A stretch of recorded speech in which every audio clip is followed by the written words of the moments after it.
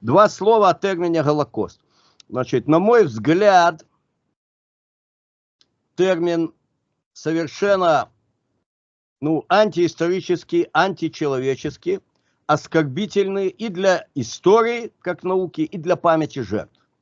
Он означает всесожжение, это англо-греческое слово, и, собственно говоря, откуда оно берется в оригинале, оно берется из нашего же, древнееврейского наследия. Я прошу прощения, когда оно появилось, я думал, что это еврейское слово. Это греческое слово, да, это, в храме там барашков, овечек, козочек иногда приносили в жертву Всевышнему, естественно, в понятиях наших религиозных это для них было хорошо, для животных, приносимых в жертву.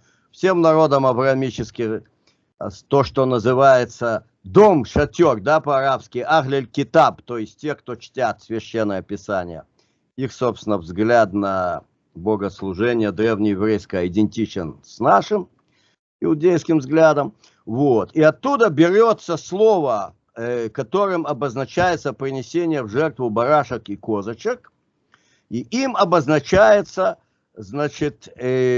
истребление евреев, которое, оно происходило путем сожжения, в том числе путем сожжения живьем. Это отражено в книге «Николи не забудем», и почему-то оно потом как-то пропадает, этот момент, что фабричное уничтожение включали некоторые заводы смерти, сжигания живьем.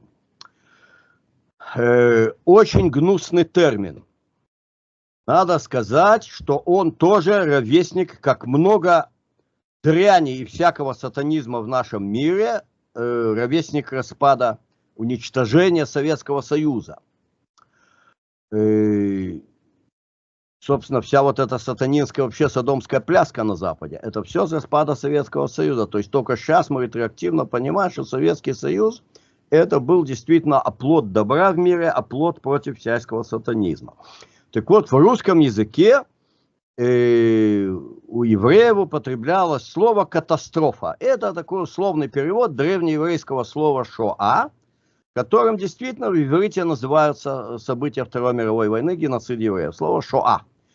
Собственно, каждый пострадавший народ создает свои понятия для этого. У сербов, геноцид сербов называется словом «сербосек». Есть у цыган соответствующие предложения слов, понятные тем, кто знает санскрит. Я не знаю, не буду искаженно воспроизводить, сходу наизусть не скажу. Соответствующие названия. И по-древнееврейски в иврите слово было употреблено «шоа». Его по-русски переводили как «катастрофа». Даже в англоязычных еврейских публикациях писали даже «катастроф» иногда. Потом стало пробираться это гнусное слово «Голокост». То есть придумали его именно носители английского языка, скажем так, исконные. Оно начало пробираться в еврейские англоязычные публикации, а после развала Союза оно вошло на наше русскоязычное пространство, в наш русский мир. И даже Егор Яковлев, к моему изумлению, он на полном серьезе оперирует этим термином. Понятно, что правильный термин, это в наших роликах по Куропатах с Александром Стефановичем отражено.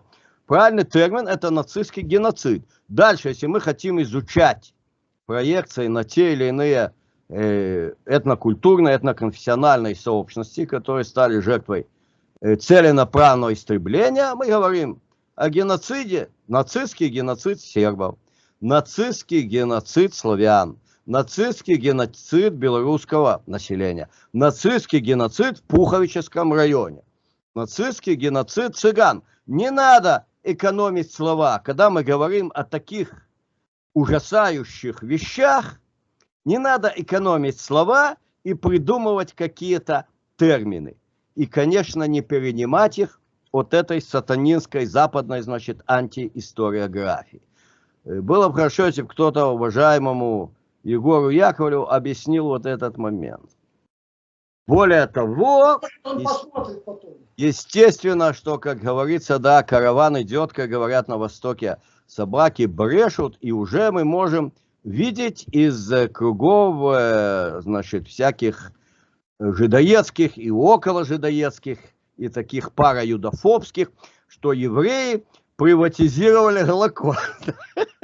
Если вы оцените, так сказать, тонкий кретинизм вот этой, значит, фразы, которую я сказал, да, если бы не перенимали изначально законодатели мод в историографии постсоветской, а законодатели это была всяческая белогвардейская поросль, которая, значит, еще с гребня катастройки и дальше занимались разоблачением Советского Союза, и они замалчиваемой темой начинают, соответственно, не изучать, а трактовать в духе, значит, западной фашистской пропаганды.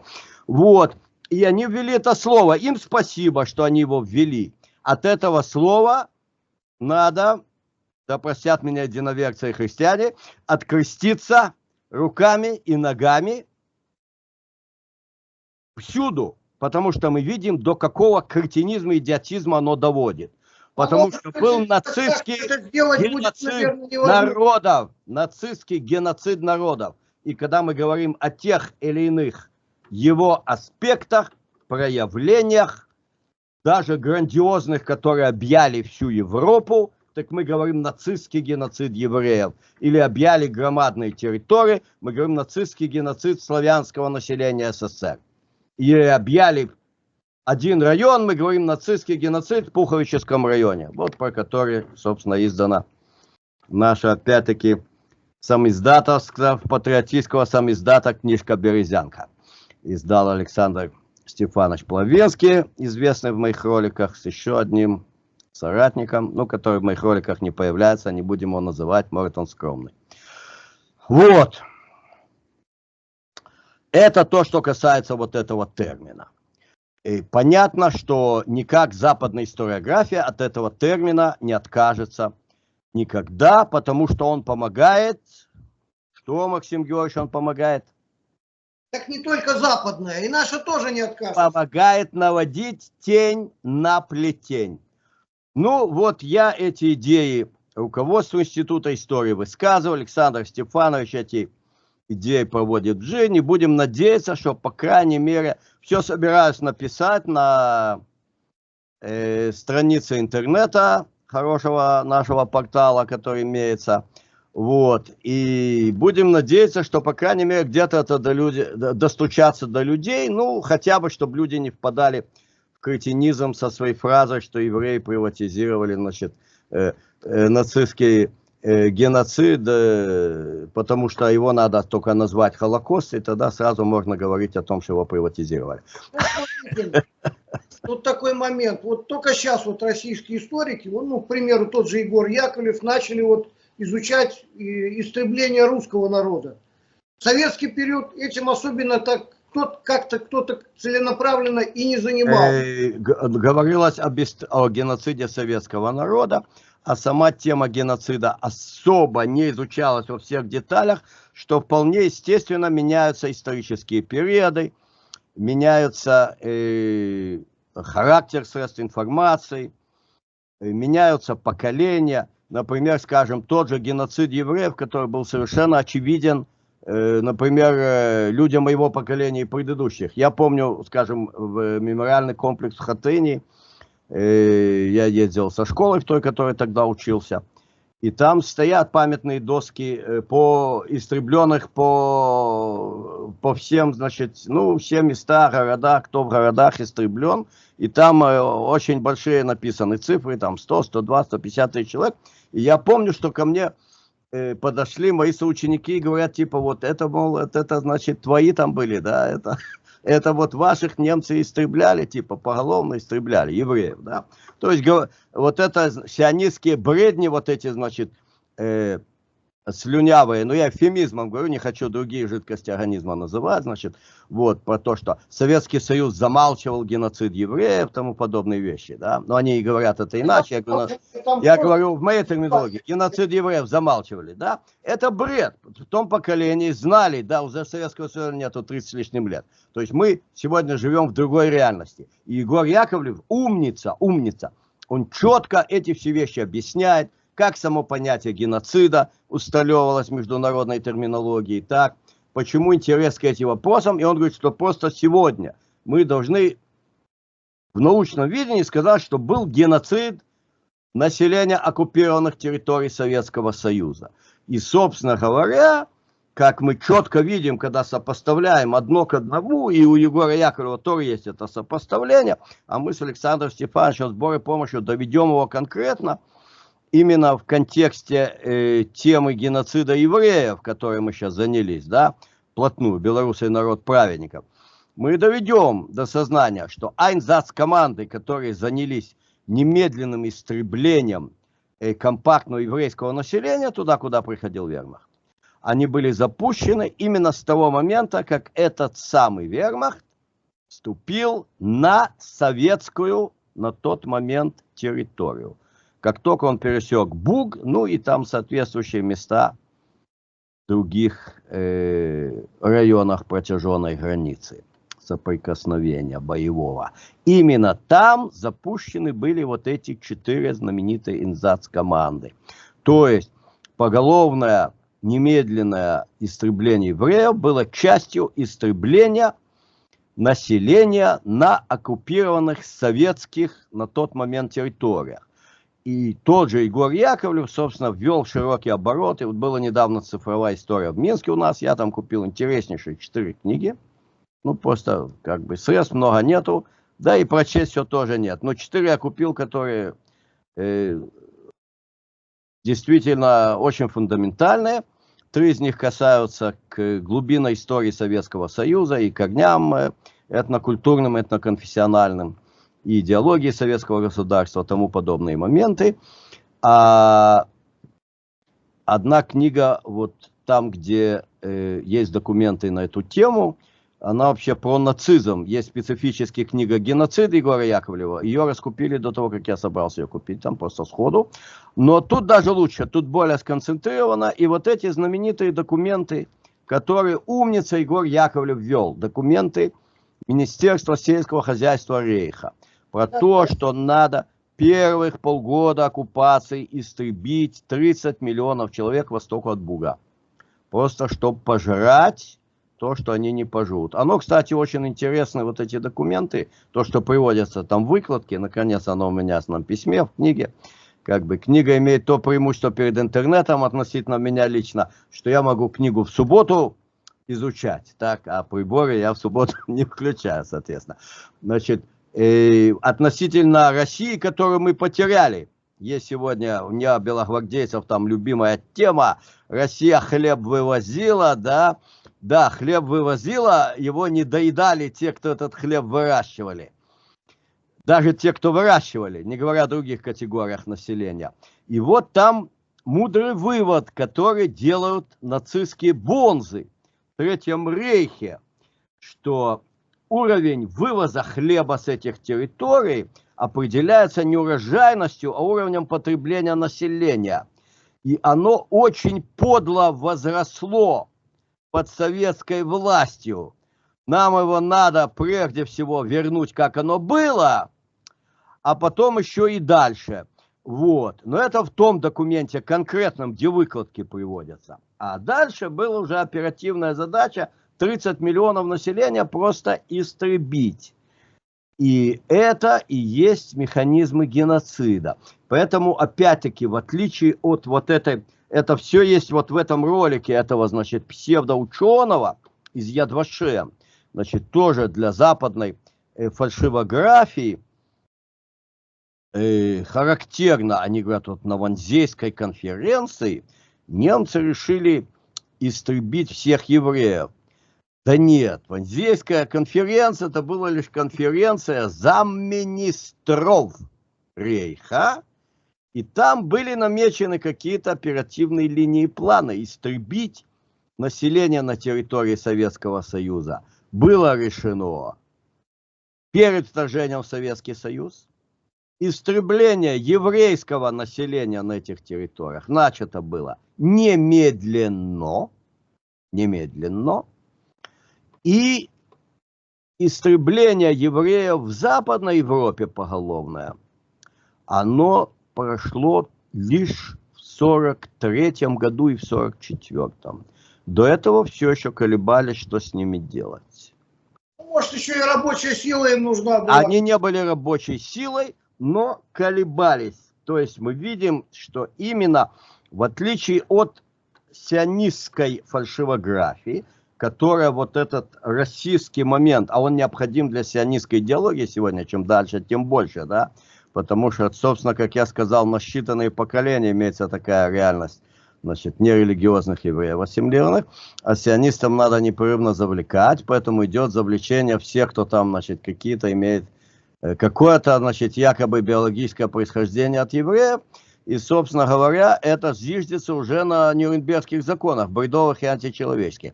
И на них зиждется сегодня сионистская идеология, они от этого не отступят никогда, да? Но на самом деле именно тот факт, что поголовное немедленное истребление еврейского населения началось вторжение в Советский Союз, в то время как, скажем, в Западной Европе это очень-очень затянулось. И произошло только когда был ясен крах Рейха. Вот тогда, собственно, античеловеческая паранойя нацистской верхушки, вовсе не лично Гитлера, она вылилась в то, что зашибись, хоть евреев перебьем до конца. И тогда оно было запущено.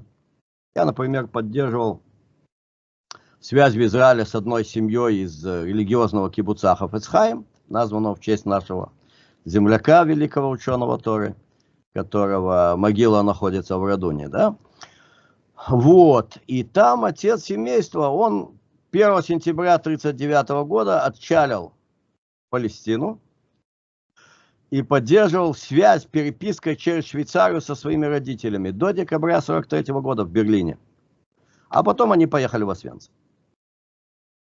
Ни одной еврейской семьи не оставили на поверхности, кроме тех, кто кто-то где-то как-то, может, сумел спрятаться. Не оставили в живых в Западной Европе. Именно после того, как было ясно, что крах грядет. Скажем, голландские железнодорожники имели личное благодарственное письмо от фюрера за то, что они ударным трудом в условиях военного времени, тогда же где-то в декабре 1943 года, в кратчайшие сроки, больше 90 тысяч евреев в Голландии, практически все еврейское население Голландии было доставлено туда же в Освенцим. Имели личное благодарственное письмо. Надо понимать, что железные дороги Нидерландов, это, наверное, десятки тысяч даже сотрудников, там многие-многие тысячи рабочих, инженеров, техников, и личные благодарственные письма фюрер зря не писал. Он оценил усилия. То есть это просто надо понимать, что такое наши, как недавно говорили в Братской союзной России, наши партнеры на Западе. Вот. Уже так и говорят. Вот, значит, то есть поголовное население евреев именно немедленно начало вторжение в Советский Союз. Таким образом, геноцид евреев был частью действительно геноцида на население на советской территории. Именно так это необходимо видеть. И реальный водораздел для немцев проходил не между биологической примесью от неких евреев и теми, кто ее не имеет, как сионисты пытаются утверждать, он происходил как раз-таки между высшими людьми к западу от Буга, ну, где-то на границе Польши, Чехословакии скорее. Поляки, они, в общем-то, ходили тоже в унтерменшах, и 2 миллиона поляков, этнических поляков, были истреблены, в частности, интеллигенция польская. Причем истребляли местами всех, там, до последнего ксенза и до сельского учителя. Согласно плану ОС, их вообще хотели на Мадагаскар отправить. Почтмейстера, вот.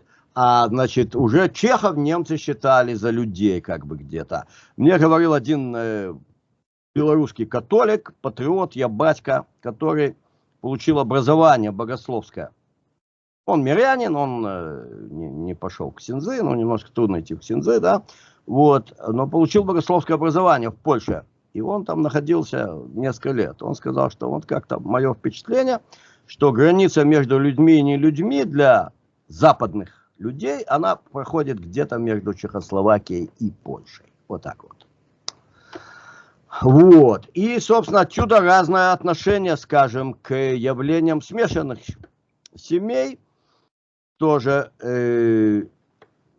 если на территории к востоку от Буга, в общем-то, истребляли всех, кто как-то был замаран в отношениях с евреями, если ему не удалось как-то отмазаться, да, в то время как в самой Германии вполне официально те, кто были евреи только наполовину, назывались мишлинги, вообще не были ни на каком подпольном положении, призваны даже в армию, были в какой-то момент были якобы списаны с военной службы, многие остались.